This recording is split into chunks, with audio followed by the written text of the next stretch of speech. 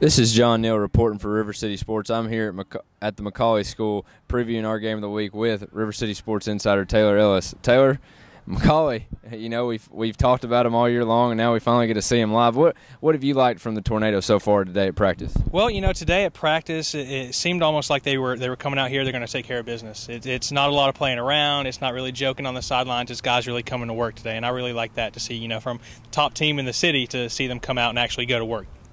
And you could really tell from Coach Potter, it's like they've been here before. It's their best season, win-loss column in a long time. Potter did leave a little bit, taking his talents, Sure. to Brentwood Academy, deciding to come back and coach McCalie at his alma mater. It's almost like they expected to be here. What do you think? Yeah, anytime you're at a school like McCalie, there is some type of expectation. You can look at the facilities around here. You don't have facilities like that to lose. So I think there is an expectation.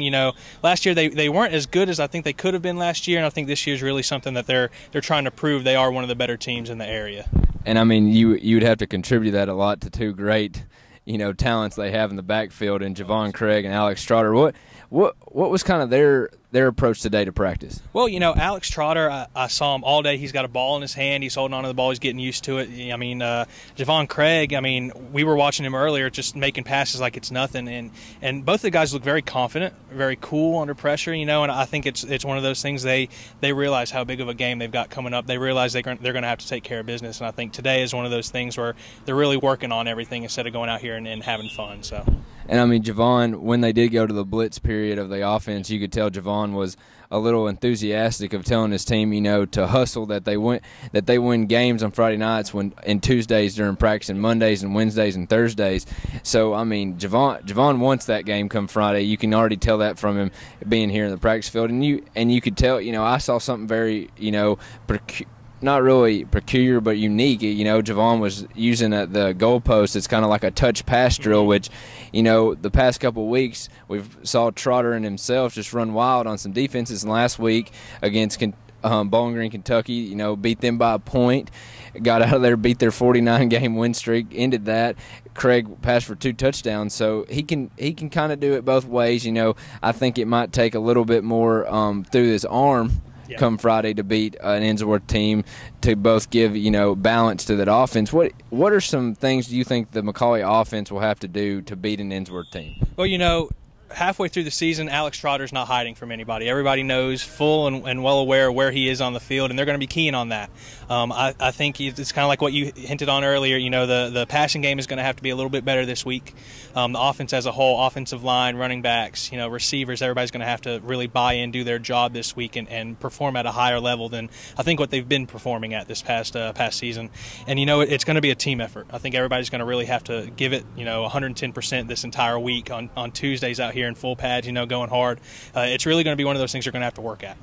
And I second that, Taylor. I saw, in the stat column, you saw Tyreek Stewart come out. He had 8 catches, over 100 yards, and a touchdown in that game against Bowling Green. So that gives Craig another weapon on the outside with Paul Silverblatt and Tyler Payne. It will be interesting to see if those guys can, separate themselves against good Innsworth defensive backs. I know the defensive backfield for Innsworth highlights another really good defensive back, Enrico McCraw. Yeah. He's a Georgia commit, I believe, once an Alabama commit, four-star talent on that Innsworth team. They've put multiple kids in Division I schools here lately, but McCalie's kind of got their own 4-star on the defensive backfield. He recovered a block PAT and took it to the house last week against Bowling Green.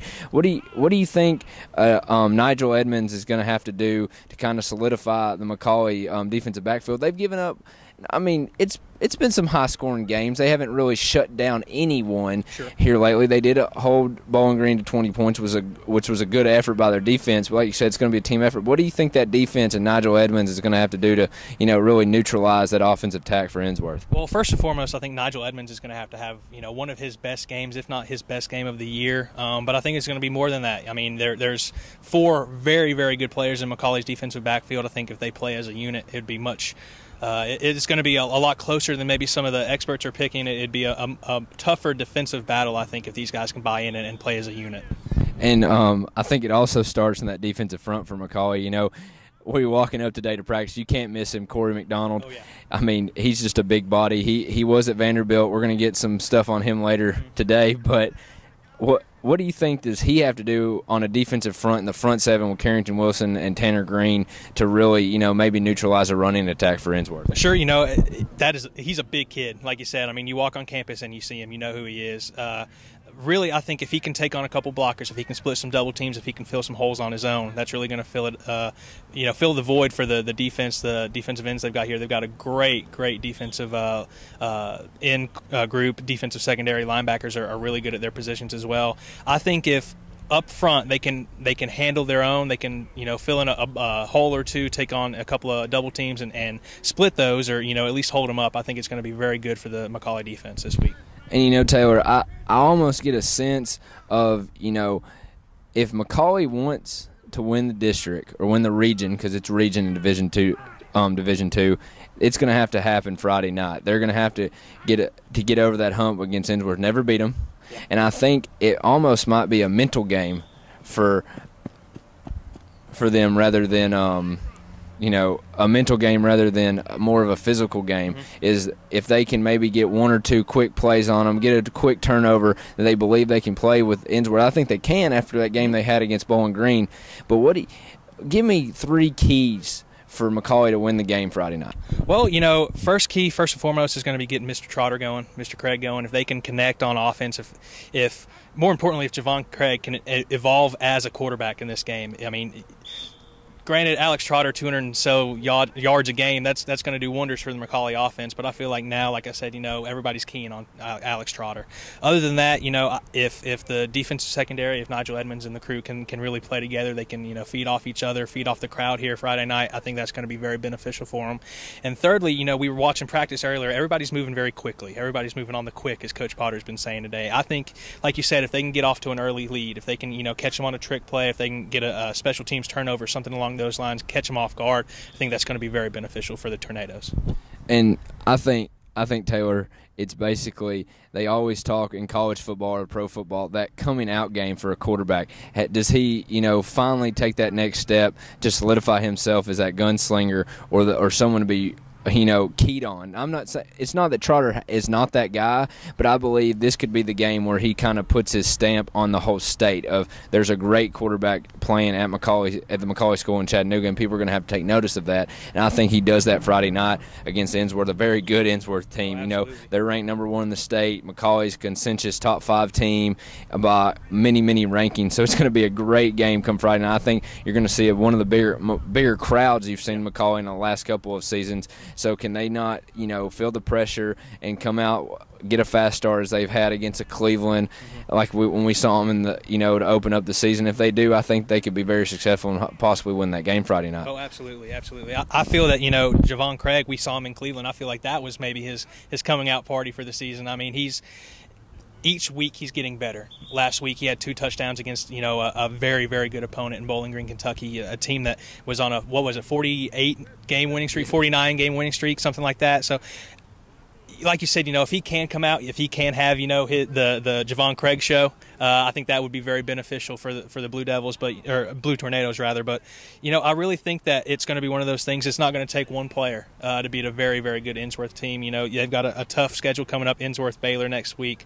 If everybody can start playing as a unit, as a complete offense, if everybody's getting their touches, everybody's blocking, everybody's doing what they need to do, I think it's going to be very good for them. And this is John Neal reporting for River City Sports. We'll be here Friday. We'll kick off at 7:30 as the number 1 team in the state travels down here to the McCalie School to take on the number 5th ranked Blue Tornadoes. With me is River City Sports insider Taylor Ellis. He will also be here Friday night, joining with the River City Sports crew as our game of the week.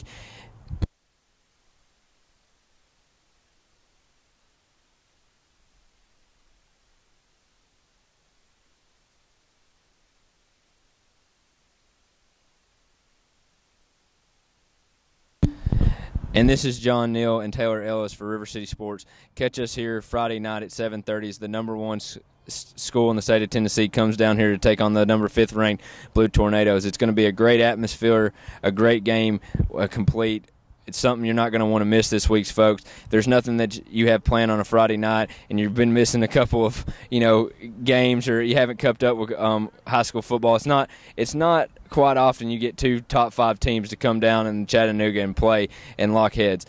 For always, go check us on social media, and we'll have complete covers throughout the week on our site.